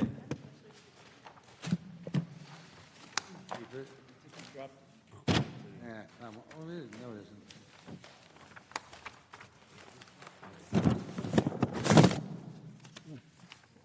Raise your right hand, please. Thank you. With regard to this application, do you swear the testimony you're about to give shall be the truth? So help you God. I do. State your name and spell your last name, please. John Ray, R-E-A. Thank you. Mr. Ray, please give us your qualifications. Sure, I'm a licensed professional engineer in the state of New Jersey. My field of specialty is traffic engineering. I have a total of 50 years' experience in the traffic engineering field. My license is current. I have testified in North Brunswick before, but it's been some time. All right, you were engaged by the applicant to testify in connection with ingress and egress and as well as circulation within the site. Is that correct? Yes. All right, sir, please. And we prepared a traffic impact study dated April. Excuse me, I'm sorry. I'm sorry. Did we do the qualifications? Yeah, he was very quick. You were speaking to Mary when he gave his qualifications. He's been a traffic engineer for 50 years in New Jersey. I've known Tom for a long time. That's enough. Forget about it. Okay. Allows you to don't admit to 50 years. It shows us some experience and age. I'm a licensed professional engineer. I do traffic studies, and I've appeared here before in the past. Thank It's you. been a while. I appreciate it. Thank you. So we did do a traffic impact analysis for the project. I think Mr. Doran testified to this. I'm not sure. It seems like it's been a long time ago. But we are closing the existing curb cuts along Route 130, which is going to be a benefit to the property. The only access to the property will be off of Quarry Lane. So we are closing off all the access from Route 130. Our firm did traffic counts at the intersection of Route 130 and Quarry Lane. The peak hour in the morning occurred between 7:45 and 8:45 in the morning. In the afternoon, the peak hour occurred between 5 and 6 p.m. Based on the size of the buildings and the breakdown of storage and office space, and utilizing the Institute of Transportation Engineers trip generation manual, which the DOT makes us use, Middlesex County makes us use, we are projecting that the project will generate 15 a.m. peak street hour trips and 17 p.m. peak street hour trips. That's the amount of traffic that will be generated consistent with the peak hour at the intersection of Route 130 and Quarry Lane. It's not how much traffic will be generated throughout the course of the day, only during that one concentrated peak hour of traffic flow at Route 130 and Quarry Lane, which is what traffic engineers use to determine the impact of a project. We look at the peak hour impact. So essentially what you're talking about is approximately one vehicle entering or leaving the property every 4 minutes during a peak hour. Pretty minimal impact, but an impact nonetheless. Okay. One of the things that we looked at, and it's in Mr. Watson's review letter, we calculate what we call levels of service, which relate to the delay that motorists experience when they're entering the highway. The intersection of Route 130 and Quarry Lane has a median break. It's got a left turn lane for southbound Route 130 traffic turning left onto Quarry Lane. Left turns onto Route 130 from Quarry Lane and right turns are permitted. And during the afternoon peak hour, because of the heavy traffic flow on Route 130, the calculation that we do shows that that left turn movement is going to experience more than 50 seconds of delay in order to make the left turn during the afternoon peak hour. It's what we call level of service F conditions. F is not failure, it's just delay in excess of 50 seconds. However, having been to the site and watching the traffic flow on Route 130, we have traffic signals. We're about halfway between the traffic signals to the north at Renaissance Boulevard and to the south at Finnegan's Lane and Davidson's Mill Road. Those signals provide gaps in the traffic flow. The sight distance is excellent along Route 130. I've sat and I've watched the traffic flow, and it's my opinion that based on the amount of traffic that we're generating and the gaps that are available during peak hours that are created by the traffic signals, our traffic flow will continue to be safe and efficient as it has been for the years that the Rastal Oil Company has been on the site, and North Brunswick Department of Public Works is down the end of Quarry Lane. They use the intersection as well. With respect to the parking, Mr. Doran went over the numbers. We are providing a little bit in excess of what we expect we're going to need. I think he gave a good rational explanation of why that's the case. We have that separate overflow parking lot up towards Quarry Lane where people can stage their vehicles if they have to go in, talk to a contractor, make a visit to take a look at a product or something of that nature. So I do think, we meet the township's ordinance requirement with respect to parking. I'm always in favor of providing a little bit of extra parking if we can do it, and in this case, we can. That basically summarizes it. Got anything? I think I would revise the formula. I know you guys use a peak hour, but in this part of the state, it should be a peak 3 hours. Yeah, well, There's the no peak, yes. way- There's no way And- it's a peak for an hour. I get it, I'm joking. And, Mr. Chairman, between 4 and 5, instead, we'll probably generate very close to the same amount of traffic. But Right. what happens is the peak hours get elongated as the traffic flow increases. Right. Sometimes there are constraints on a highway, and the peak hour just expands. Yeah. I understand. Okay, anybody have questions? No? Just one comment. With regard to the DOT, you do have to apply for the access permit, and you think they will look favorably upon this as it's going to limit, consolidate all the access on Yes. 30 and have one driveway on Quarry. Don't expect any problem from the DOT. It actually won't be an access permit, Jim. It'll be a highway occupancy permit to just close the curb cuts on Route 130, and they'll approve that. Thank you. Makes sense, okay. Anyone? Jim, didn't you say does your report require, you want to see something on turning radiuses or circulation? For the site engineer, we're going to look for some site circulation for the design vehicles that SU-30 truck can circulate the site. So that's one of our comments, and they agreed to provide that. And Okay, so that's something that Mr. Ray wouldn't be addressing. That's something that Mr. Dorn will be addressing with another submission. With a figure. Be a subject to submitting traffic circulation for the design size vehicle. Correct. Thank you. Our attorney has a Now, Mr. Ray, I'm assuming that there are no issues with emergency vehicles accessing the side fire. I don't know if the plans have been submitted to your emergency services people. Usually they are, and they comment on it. I don't know if Mr. Dorrance, have you gotten any comments from them? But the plans are basically, they're typical of what we would expect. Fire department had no apparent. Yeah, there is actually, now we just saw, there is a report from Salvatore Georgiana, fire chief, saying that they do not have any comment on it, on the plan. Oh, there was some comment on fire connections, but that's fire, emergency water connection. Yeah, that was from the water company, right? Yeah, I think so, yeah. Not fire. But that is also covered in our site circulation plan comment, like delivery trucks, garbage trucks, fire trucks, and other emergency vehicles, so. A fire truck basically has the same turning radius as an SU-30, single unit, 30-foot wheelbase. So if an SU-30 truck can make the turn, the fire truck can make it too. Okay. Any other? Thank you. I think we can move on.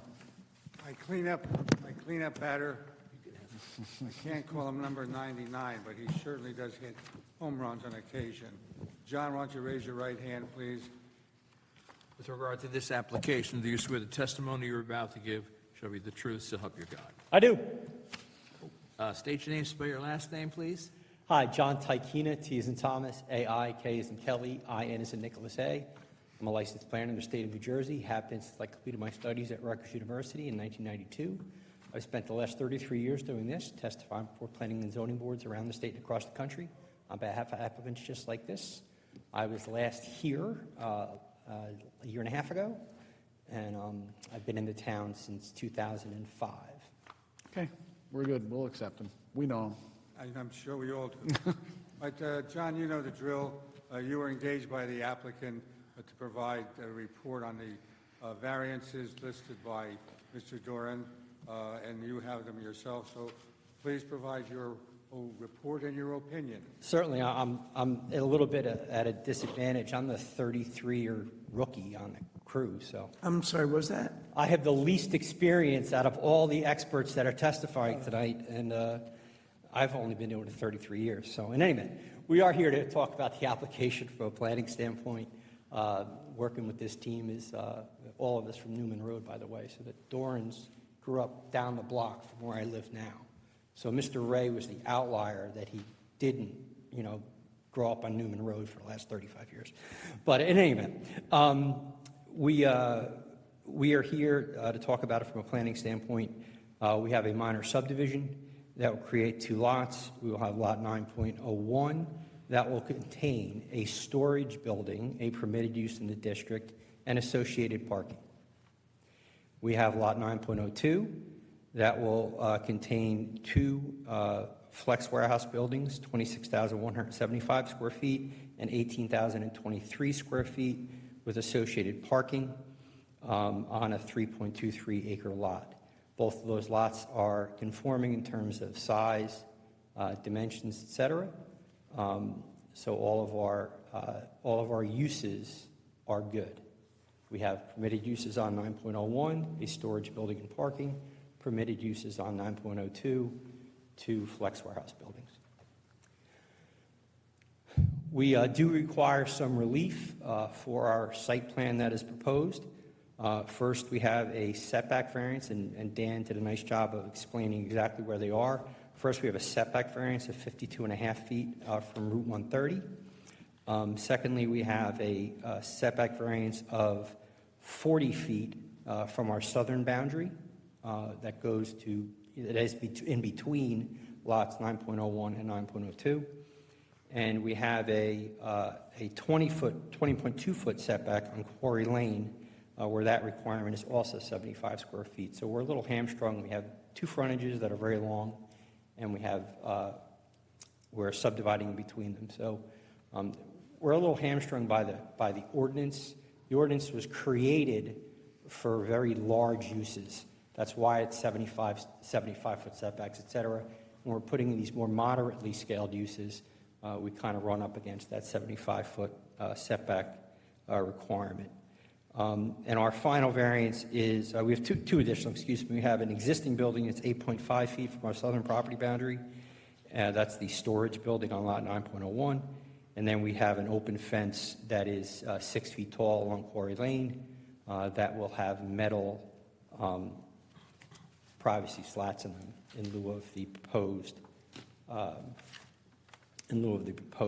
fabric. Each of these instances are what I'm calling a C2 variance. I believe that we can't be C1. I recognize that we have an odd-shaped property of all those things, but we're putting new things on it. We're drawing our own subdivision lines. So we need to meet the standard for a C2 variance.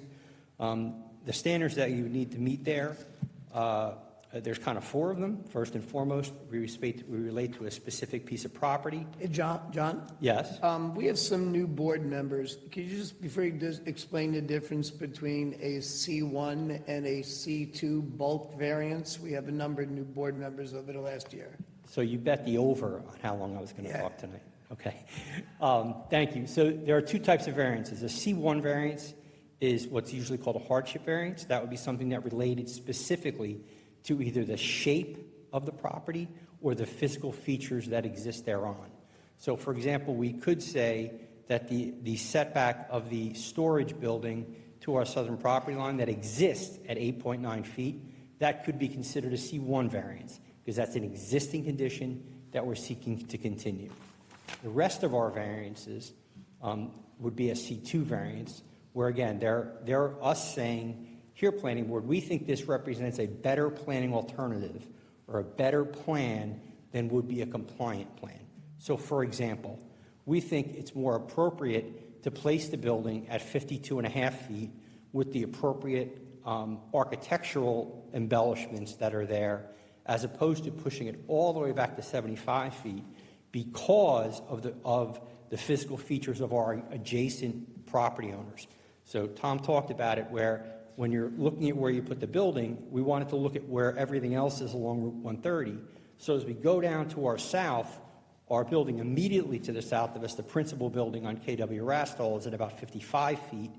You go to the next building, and that's the former restaurant that's there. That's at about 35 feet. And then you go down to the auto body place, the collision repair place. That's the next building down. That's at about 30 feet.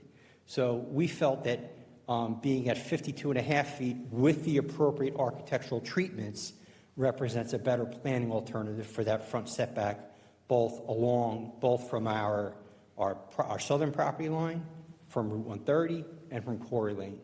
So we kind of wanted to make sure we balanced all of our different property conditions, and we met really up with what our neighbors are doing, and we'd be able to fit in.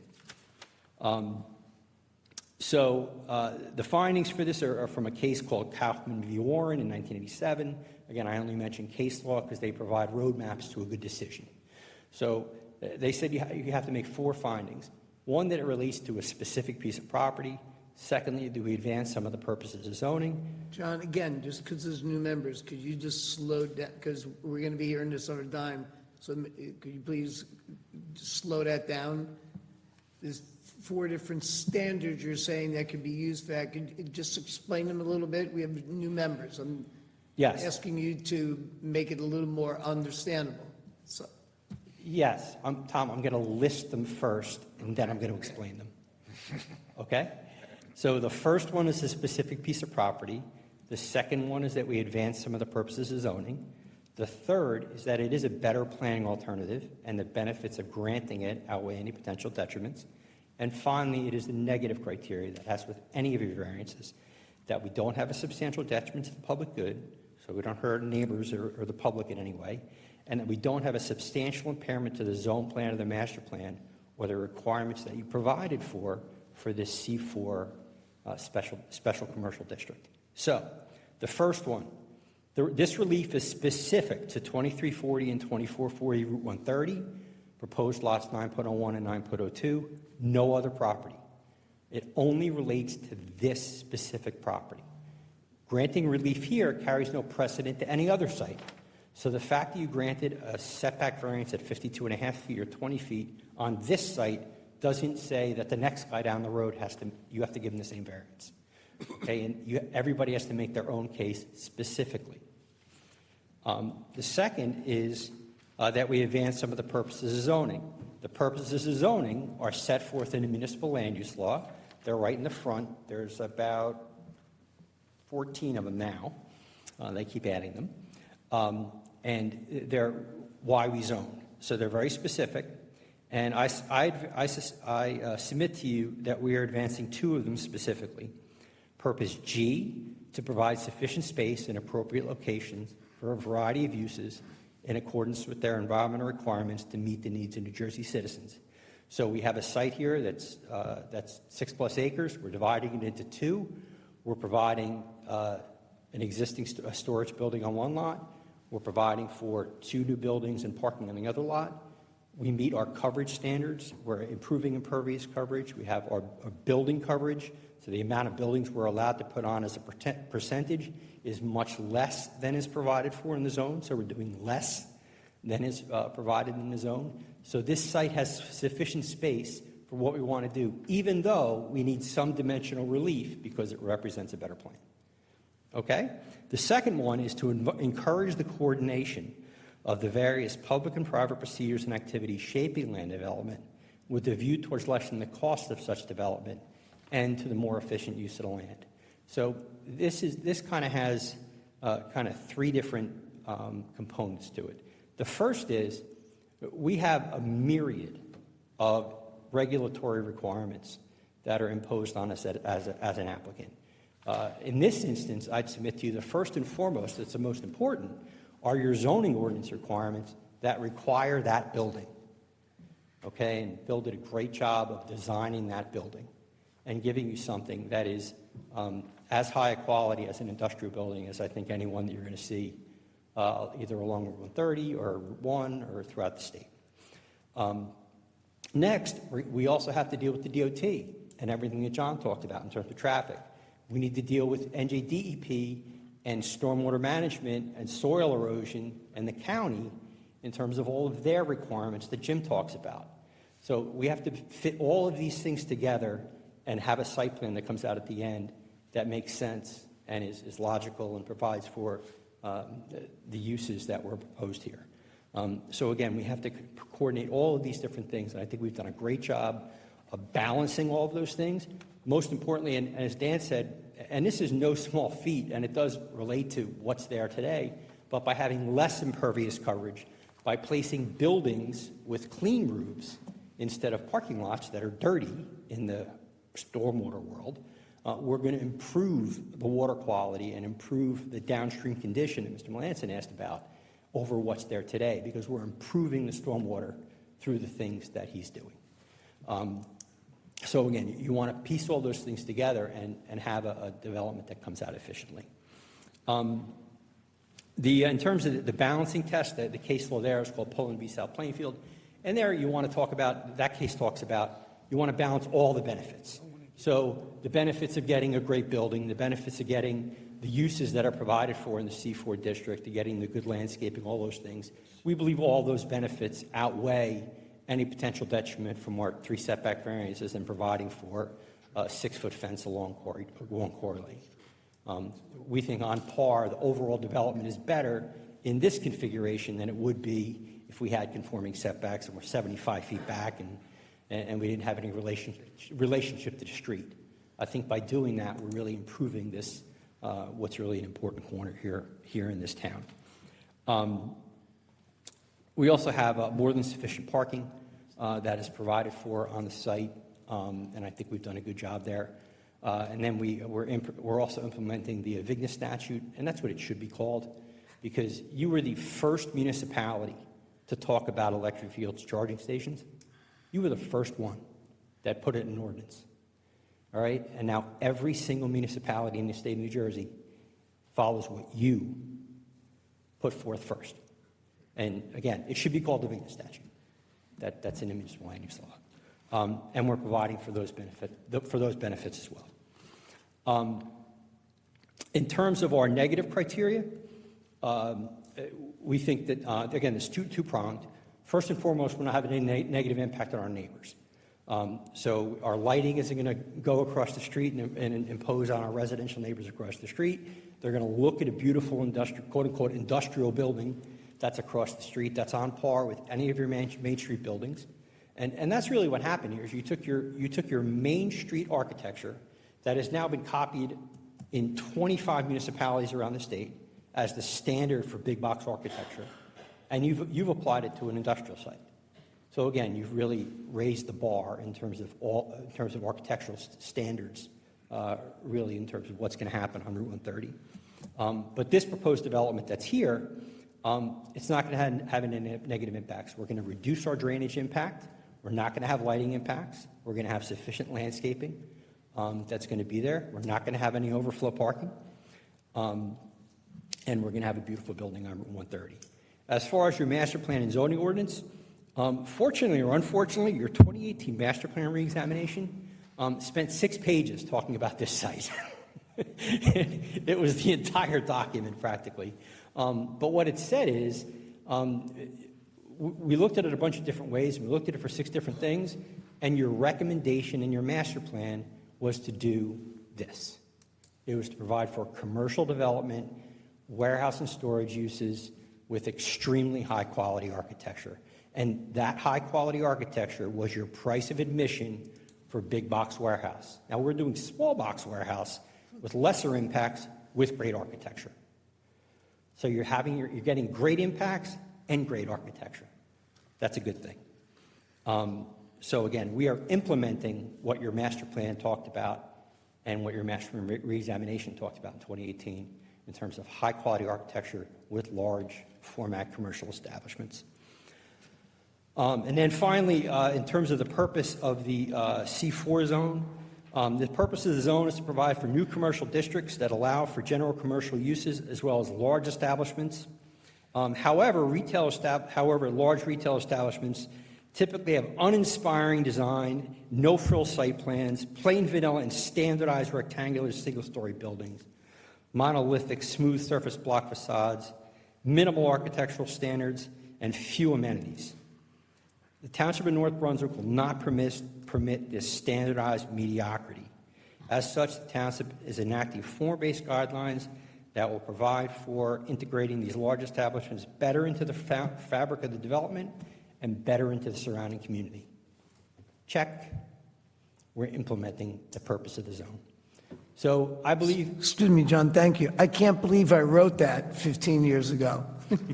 I can't believe I said it tonight. No. Again, it's, from a planning standpoint, I recognize we have some relief, but on par, we have a great project. I think the design team has done a fabulous job fitting the site plan into this. I think Mr. Rosenberg has done a great job giving his design team the tools to do a great job here. And I believe you have the ability to make the findings that are necessary for the C1 and C2 variances, and I'm available for your questions. Okay, thank you. Very, very well put. Anybody have questions? No? Okay, Thank you. okay. Good job, that and cleanup. Mr. Chairman, if I may, I'm trying to preempt the issue of retail, and I think I've come up with a solution. Okay. We do not intend for this to be a retail shopping area. The issue is, and the dream was, contractor services as defined. I'm going to recommend that any retail sales be limited to, subject to parking requirements, sales of services or products created by the tenant. Example, the shades or something. I don't bring them in and sell them from shelves. I make custom shades. Someone comes in. He or she will buy the shades. Technically, I don't want to be in violation. That is a retail sale. I haven't looked at the definition, and Tom may recall it. I don't. Similarly, the custom bookcase. Similarly, the plumbing and the aerator, the garbage disposal, or any of those items, I can only sell on an occasional basis what services I provide as a contracting. To me, and of course I'm biased, but I want to make this work. That's fair and fundamental, because to say no to that and say no retail, I don't think that's the intent, and I don't want to bore you, but the upholstery. I mean, my wife used to send me to Lewis Street in New Brunswick because there was some young fellows who upholstered, or in my office, I take some chairs there and I drop it off, guy would upholster it. 3 weeks later, he'd call. Right. I'd go back, pay him money, take the chair. That's a sale. Right, right. That's all I'm saying. I'm not trying to get in a big argument. No. I want this to work, and a prohibition, and I'll put on the record, it's not our intent to have a shopping center. It's a contractor services. But Yeah, I don't doubt that you don't, I mean, it clearly is not built to be a retail establishment, but, And by the way, the price, I have to be careful because we haven't developed that. I don't think people in the retail business are going to want to be involved in this area where there's not going to be the identification of on shopping centers. Right. But I don't want to limit it could have a material impact negative on the project. yeah. Mr. Chairman, I was never suggesting that. What I was saying, what I was trying to establish is that because retail businesses are permitted in the zone, that there was not going to be any retail businesses. The type of things you're talking about, I do not believe are considered retail businesses. There's a great upholstery shop in Freehold where you go and you pick out fabric and you drop off things. And by the way, we bought 3 stools there, but people don't come in. It's not a retail operation. So I was never suggesting that somebody could not sell something, but that you would not be able to have standard retail businesses as spelled out in our ordinance. You can't have the type of business that requires 200, a parking space for every 200 square feet. Right, but having said that, I mean, they have to get zoning approval for their use when they move in. Yeah. So, our zoning officer would have to look at that, and if he determined it was a legitimately retail use, he could deny their occupancy because He it's would, not based on the parking. he wouldn't be, well, they would have, if it was that type of use, he would say they have to go to the zoning board. Well, yeah, or they could Yeah. get a variance, yeah. Yeah. But the point being, there's some form of Yeah. control. Yeah. Mr. Chairman, I don't know, with respect to the board, I don't know how many times they've ever had to look at a tenancy approval letter. Obviously, Tom and I have looked at them and staff. Right. And it asks you, what is the business, how many employees you're Right. going to have, hours and days of operation. Right. Talks about recycling. Right. It gives the detail. Yeah. Where the zoning officers say, it's permitted in the zone, or it's not permitted, can reject or accept and put conditions. That's all we want. No, and I agree. There's a mechanism there to control that, I think. There should be, anyway. Okay. We understand each other. We're subject to questions. Okay. And just for the record, on my application, we've made it in 2 hours. Okay, gotcha. Okay, does the board have any questions before we open it to the public? Okay. Nobody? Okay, do we have a motion to open it to the public? So moved. Second. Okay. Does anybody from the public wish to be heard on this application? Okay, a motion, we close to the public? So moved. Okay. At this point, I would make a suggestion that we have a motion on this application. Well, do you guys want to make any closing comments, or are you guys done? No, I said at the beginning, Tom, I gave an introduction. I got it, okay? So, Not no a comments. contentious win, lose, or draw. So Pat, can I just suggest, there've been a number of things suggested as conditions? Yes. Put the pressure on Lou. Could Lou mention the type of things we've discussed as conditions? And then if somebody wanted to make a motion with those conditions? Right, right. We're talking about an application for preliminary and final site plan approval, dimensional variances, and subdivision. We have normal conditions, garden variety conditions that I put in resolutions in terms of making your payments and don't change the plans, those kinds of things. With regard to this specific project, what I have is no outside storage of materials for any tenant, such as equipment or supplies, no hazardous materials on site, flammable, and that those will be put in the lease, no auto repair, retail. I'm going to punt on that for a second, and we can talk about it.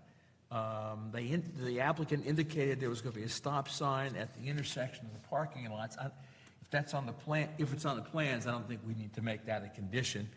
It's a 24/7 operation, 2 EV charging stations on site, chain link fence. Excuse me, Lou, the plan showed that the spaces, EV charging spaces, we're just going to have the conduit there, but the condition is that they're actually going to install the electric vehicle chargers.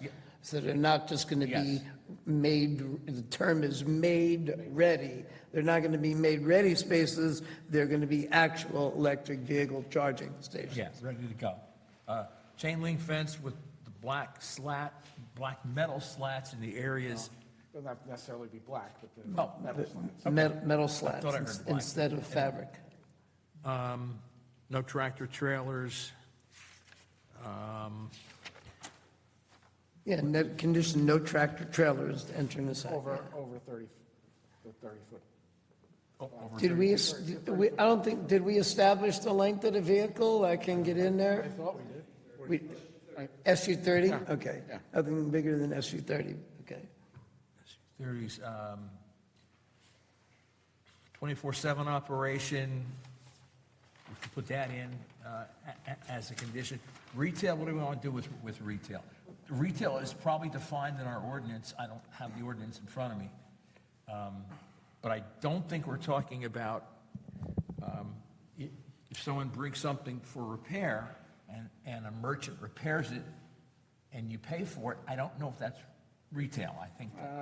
I don't think you would consider that general retail. I think we're talking about if you have a thrift shop in there. Right. Where you sell bread. Yeah, something where the primary business is retail. No business whose primary business operation is retail sales. I think that's a good way to, The thrift shop was the example I just gave, Lou. I hear that, but I don't want to get picky, well, I have to be picky. Let's assume he goes into the upholsterer.